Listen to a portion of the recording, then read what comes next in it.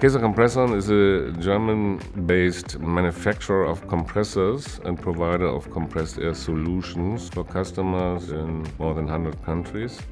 Currently, we are running a project to migrate our complete SAP system landscape to Google Cloud Platform. The advantage is we are very flexible. Google provides better availability than we can provide in our own data center. Creating a virtual machine at Google Cloud Platform is done in no time. We also provide the service to run a compressed air station for the customer. This is the so-called utility business, or some say compressed air as a service. We do this for customers who need high availability in compressed air.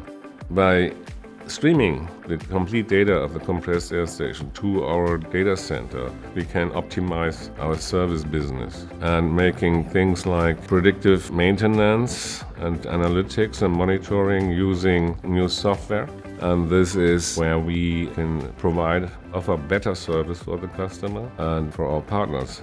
All this data from the machine data is combined with business data. It's running on Google Cloud Anthos. With this Google Cloud Anthos, we are getting closer to the edge and will be able to establish a mesh of solutions in the cloud and running in different clouds. If you use a Google service, it simply runs.